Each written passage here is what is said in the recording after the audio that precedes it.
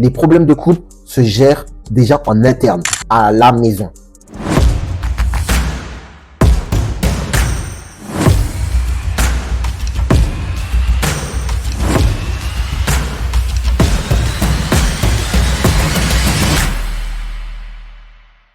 Aujourd'hui, on va encore une fois parler de couple, de mariage, de relation.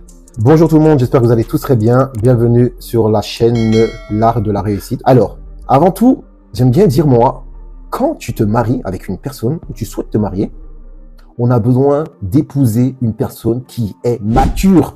Et oui, on a besoin d'épouser quelqu'un qui est mature. On remarque aujourd'hui dans notre société, il y a beaucoup de jeunes qui se marient. Et ça, franchement, c'est une super bonne chose, une très bonne nouvelle. Par contre, on voit que souvent, ces jeunes-là ont la mentalité encore d'enfant. Et ça, c'est un petit peu dommage. C'est-à-dire souvent, t'as l'homme, c'est encore un enfant, et t'as la femme, c'est encore un enfant. Et pourtant, ils ont envie de se marier. Le manque d'immaturité dans le couple, dans le mariage, c'est vraiment pas évident à gérer et c'est pas facile à accepter. Parce que imaginez, t'es une maman, tu vas donner naissance à un enfant. Mais toi, t'es une maman. Quand on te voit, tu es encore un enfant. Parce qu'on voit que tu es encore immature. Tu fais encore des choses de jeune fille, de jeune célibataire. Tu t'amuses trop. Tu prends pas certaines choses au sérieux, etc. Donc, ça veut dire que toi, tu vas mettre au monde un enfant en sachant que toi-même encore, tu es encore un enfant. Ou toi, tu es un jeune homme. Tu vas être papa et tu vas mettre au monde un enfant, mais toi-même, tu es un enfant. Et malheureusement, dans notre société, on voit beaucoup de jeunes couples, de très jeunes couples, mais quand on regarde bien en détail un petit peu leur vie, ils se comportent comme des enfants. Pourquoi? Il y a un manque d'immaturité. D'accord? Et ça, c'est vraiment un gros problème. Il faut que les personnes deviennent matures avant même d'entamer une relation, avant même de se marier, avant même de commencer à vouloir vivre ensemble. Et ça, c'est super important. Donc, soyez matures. Soyez prêts à accepter les difficultés de la vie. Soyez responsable. Si tu es un homme, sois responsable. Responsable de ta femme, responsable de ta famille, responsable de ton foyer, responsable de tes charges. Sois un responsable. Et toi, en tant que femme, prends tes responsabilités de gérer ton foyer, de gérer tes enfants, donner une bonne éducation à tes enfants et avoir une belle famille qui va pouvoir tout simplement évoluer. C'est pour ça, mes amis, encore une fois, la maturité est vraiment primordiale dans un couple. Deuxièmement, après la maturité, si vous êtes mature, vous allez automatiquement avoir des conflits dans le couple. Et là, c'est source de problèmes. Aujourd'hui, on a beaucoup de couples qui ont des conflits. Leurs problèmes, ils en font toute une montagne. Il faut bien comprendre, une fois que tu vis avec une personne, une fois que tu es marié, c'est normal d'avoir des conflits. C'est normal d'avoir des problèmes. C'est normal, souvent vous allez vous engueuler. C'est normal que vous n'allez pas vous comprendre. Il faut l'accepter. On n'a jamais dit que quand tu es marié, ça sera le monde des bisounours. Tout va être beau, tout va être magnifique. Non, on n'a jamais dit ça.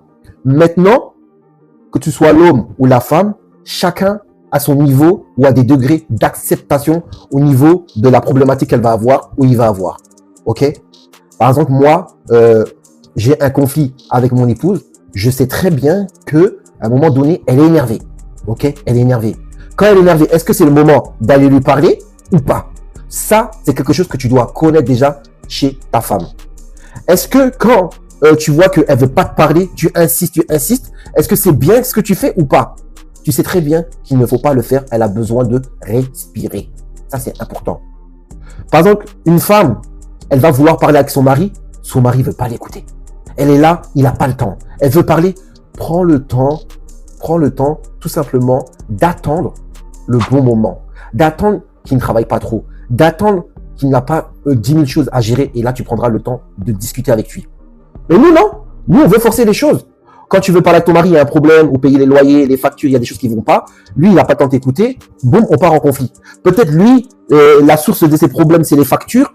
Et peut-être financièrement, c'est compliqué en ce moment. Peut-être qu'il t'a pas vraiment dit que c'était compliqué pour lui. Et toi, tu fais que le rabâcher. Eh ben, il explose. Il commence à crier, il commence à t'engueuler, etc. C'est pour ça, on va dire, c'est un conflit. Mais par contre, c'est un conflit qu'on peut arranger. C'est un conflit que il suffit qu'on se pose, on discute, il n'y a pas de souci. Malheureusement, il y a beaucoup de personnes dans les couples, ils ont du mal à gérer leurs conflits.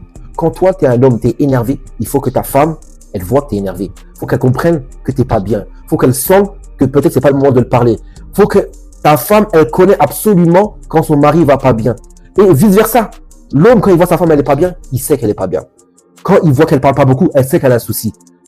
Parce que tu connais ta femme, tu connais ton épouse. Et ça, c'est primordial, c'est super important. Dans les conflits, troisième des choses, conflits en couple, est-ce que vous pensez que c'est nécessaire d'aller directement voir la belle famille ou la maman ou le papa pour dire, écoute, moi, mon mari, aujourd'hui, on s'est disputé, ça va pas, il m'a fait ci, il m'a fait ça, il m'a dit ci, au téléphone, comme ça, tu dis tout ça à ta mère ou à ton père. Est-ce que c'est des choses qui se font? En général, il faut toujours éviter d'expliquer ses problèmes de couple à ses parents, à sa famille. Les problèmes de couple se gèrent déjà en interne, à la maison. D'accord? Je dis pas que maintenant, si c'est quelque chose de grave, je donne un exemple. Peut-être ton mari, voilà, il t'a battu, il t'a frappé, tu es un gros bleu comme ça. Là, c'est quelque chose que tu peux même pas cacher. Ok. Là, ça commence à être grave. Là, ok, on peut aller voir les parents, en parler, en discuter, c'est normal. Là, c'est même ta vie est en jeu. Là, on va pas blaguer avec ça. Il n'y a pas de souci. Là, je parle d'un cas extrême.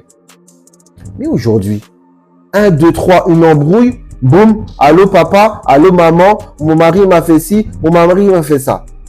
Mais c'est quoi ça? On peut pas vivre avec une personne qui tout le temps, chaque problème, appelle ses parents, appelle sa famille ou va même répéter ses problèmes à son entourage. Et ça, c'est aussi pas bien de le faire. Il faut éviter de raconter ses problèmes à son entourage. C'est pareil pour le cas de l'homme. Quand lui, il a des problèmes avec son épouse, il sait pas gérer. Parce qu'il voit que elle a un franc-parler, elle a une manière de parler. Lui, il est dépassé, le pauvre. Qu'est-ce qu'il fait? Il prend son téléphone, il va se plaindre chez sa belle-mère. Ta fille, elle m'a dit ci. Ta fille, elle me manque de respect. Ta fille, elle fait pas ci. Ta fille, elle fait pas ça. Vous comprenez? Et ça, c'est dommage de le faire. C'est à éviter.